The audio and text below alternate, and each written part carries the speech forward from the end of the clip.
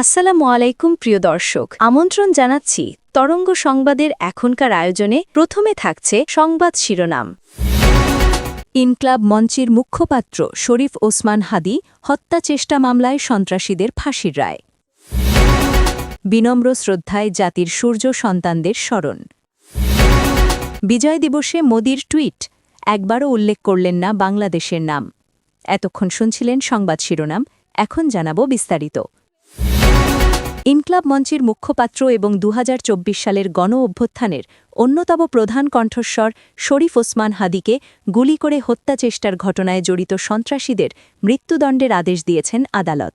আজ সকালে জেলা ও দায়রা জজ আদালতের বিচারক মুন্সী মোহাম্মদ মশিয়ার রহমান এই রায় ঘোষণা করেন।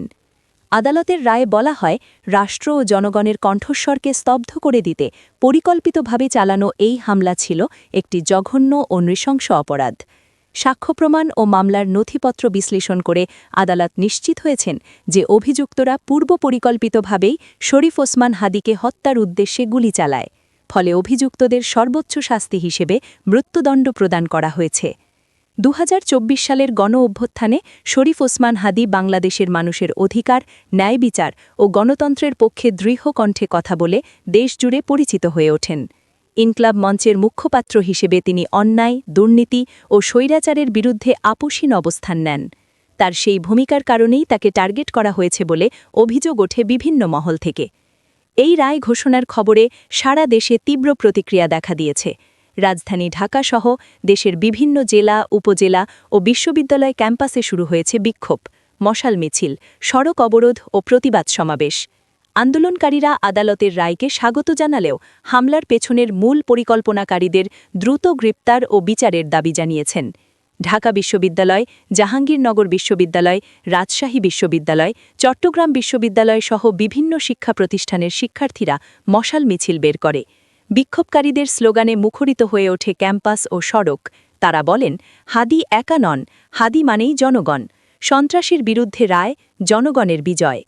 এদিকে বিভিন্ন রাজনৈতিক ও সামাজিক সংগঠন অভিযোগ করছে, এই হামলার পেছনে একটি গভীর ষড়যন্ত্র রয়েছে। তাদের ভাষ্য অনুযায়ী স্বৈরাচারী শাসন ব্যবস্থা ও বিদেশি গোয়েন্দা চক্রের যোগসাজশে দেশে ভয়ঙ্কর এক গোপন অপারেশন চালানো হচ্ছে। অনেকেই এটিকে ইতিহাসের কালো অধ্যায় ১৯৭১ সালের অপারেশন সার্চ লাইটের সঙ্গে তুলনা করে নতুন সংস্করণও বলে আখ্যা দিচ্ছেন, যদিও এসব অভিযোগ এখনও আনুষ্ঠানিক তদন্তের আওতায় রয়েছে। আন্দোলনকারীদের দাবি, জুলাই গণ অভ্যুত্থানের অন্যতম সাহসী সৈনিক শরীফ ওসমান হাদি এই তথাকথিত গোপন মিশনের প্রথম ও নৃমাম শিকার। তারা সতর্ক করে বলেন, এই ধরনের হামলা চলতে থাকলে গণতন্ত্র ও জনগণের কণ্ঠ চিরতরে হুমকির মুখে পড়বে। বর্তমানে গুরুতর আহত শরীফ ওসমান হাদি চিকিৎসাধীন রয়েছেন। চিকিৎসকরা জানিয়েছেন, তার শারীরিক অবস্থা এখনও আশঙ্কাজনক। তিনি মৃত্যুর সঙ্গে পাঞ্জা লড়ছেন। দেশজুড়ে তার সুস্থতা কামনায় দোয়া ও প্রার্থনা চলছে। সামাজিক যোগাযোগ মাধ্যমে লাখো মানুষ তার জন্য দোয়া চেয়ে পোস্ট ও বার্তা দিচ্ছেন।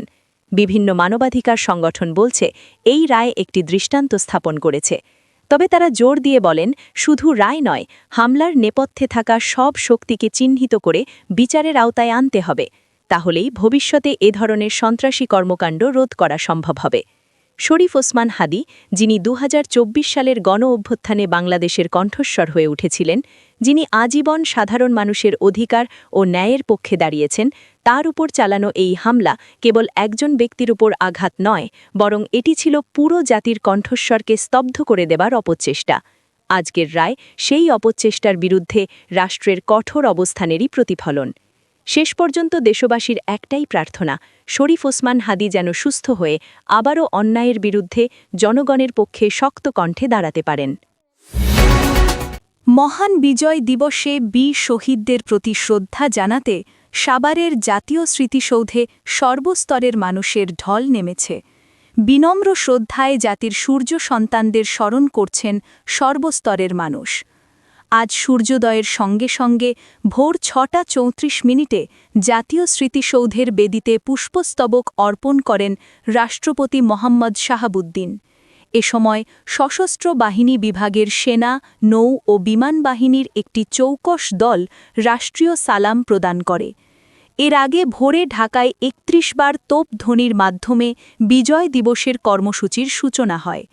পুষ্পস্তবক অর্পণের পর রাষ্ট্রপতি ১৯৭১ সালের মহান মুক্তিযুদ্ধে আত্মোৎসর্গকারী শহীদদের স্মৃতির প্রতি গভীর শ্রদ্ধা জানাতে কিছুক্ষণ নীরবে দাঁড়িয়ে থাকেন।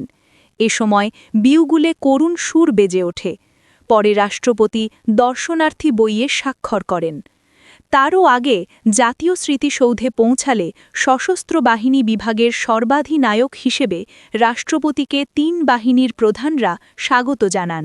সেখানে আহত বীর মুক্তিযোদ্ধা ও তাদের পরিবারের সদস্য, অন্তর্বর্তী সরকারের উপদেষ্টা, বিদেশি কূটনীতিক, আমন্ত্রিত অতিথি এবং উচ্চপদস্থ বেসামরিক ও সামরিক কর্মকর্তারা উপস্থিত ছিলেন। শ্রদ্ধা নিবেদন শেষে রাষ্ট্রপতি আহত মুক্তিযোদ্ধা ও তাদের পরিবারের সঙ্গে শুভেচ্ছা বিনিময় করেন।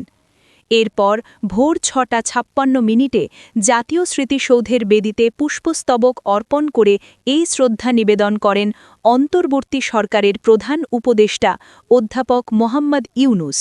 পুষ্পস্তবক অর্পণের পর প্রধান উপদেষ্টা ১৯৭১ সালের মহান মুক্তিযুদ্ধের বীর শহীদদের স্মৃতির প্রতি শ্রদ্ধা জানিয়ে কিছুক্ষণ নীরবে দাঁড়িয়ে থাকেন। এ সময় সেনা, নৌ ও বিমান বাহিনীর একটি চৌকস দল রাষ্ট্রীয় সালাম প্রদর্শন করে। বিউগুলে করুণ সুর বেজে ওঠে। পরে প্রধান উপদেষ্টা স্মৃতিসৌধে সংরক্ষিত দর্শনার্থী বইয়ে স্বাক্ষর করেন। এ সময় রাষ্ট্রপতি অন্তর্বর্তী সরকারের উপদেষ্টা, ৩ বাহিনীর প্রধান, মুক্তিযোদ্ধা, কূটনীতিক সহ পদস্থ বেসামরিক ও সামরিক কর্মকর্তারা উপস্থিত ছিলেন। রাষ্ট্রপতি ও প্রধান উপদেষ্টার শ্রদ্ধা নিবেদনের পর স্মৃতিসৌধ প্রাঙ্গণ সাধারণ মানুষের জন্য উন্মুক্ত করা হয়। পূব আকাশে সূর্য ওঠার আগেই বিজয়োল্লাসে মেতে ওঠে সাভারের জাতীয় স্মৃতিসৌধ এলাকা।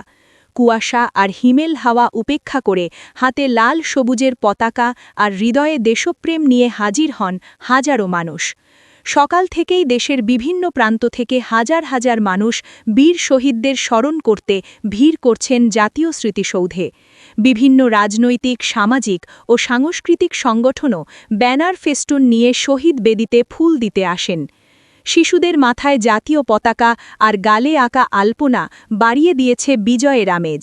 সবার কণ্ঠে ছিল অসাম্প্রদায়িক এবং বৈষম্যহীন বাংলাদেশ গড়ার অঙ্গীকার। সেই সঙ্গে নতুন প্রজন্মের মাঝে মুক্তিযুদ্ধের চেতনা ছড়িয়ে দেওয়ার প্রত্যয় ব্যক্ত করেন অনেকে। মহান বিজয় দিবস উপলক্ষে শুভেচ্ছা বার্তা দিয়েছেন ভারতের প্রধানমন্ত্রী নরেন্দ্র মোদী।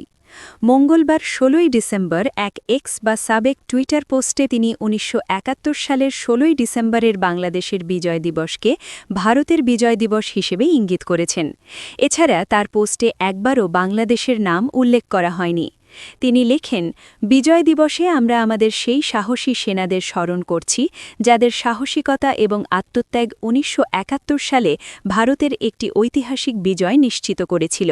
তাদের দৃঢ় মনোবল এবং নিঃস্বার্থ সেবা আমাদের দেশকে রক্ষা করেছে এবং আমাদের ইতিহাসে একটি গৌরবান্বিত মুহূর্ত খোদাই করেছে। এই দিনটি তাদের সাহসকে সম্মান জানায় এবং তাদের অসাধারণ মনোবলকে মনে করিয়ে দেয়। সেনাদের এই বীরত্ব ভারতের বহু প্রজন্মকে অনুপ্রাণিত করে চলেছে। এর আগে ভারতের সেনাবাহিনী বিজয় দিবস নিয়ে একটি পোস্ট দেয়।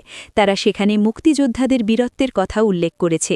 দেশটির সেনাবাহিনী বলেছে, বিজয় দিবস শুধু কোনো একটি তারিখ নয়, এটি ১৯৭১ সালের যুদ্ধে ভারতীয় সশস্ত্র বাহিনীর ঐতিহাসিক ও চূড়ান্ত বিজয়ের একটি প্রতীক।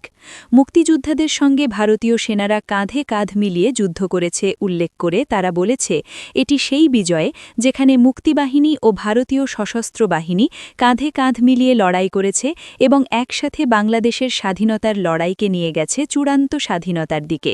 এটি এমন একটি বিজয় যা ভারতীয় সেনাবাহিনীর ইতিহাসকে নতুন করে গড়ে তুলেছে এবং দক্ষিণ এশিয়ার মানচিত্রকে নতুন করে অঙ্কন করেছে এবং নতুন রাষ্ট্র বাংলাদেশের জন্ম দিয়েছে। ভারতীয় সেনাবাহিনী আরও বলেছে, পাকিস্তানি সেনাবাহিনী পুরো জাতির ওপর যে নৃশংসতা, অত্যাচার এবং নিষ্ঠুরতা চালিয়েছে, এই যুদ্ধ সেটির অবসান ঘটিয়েছে।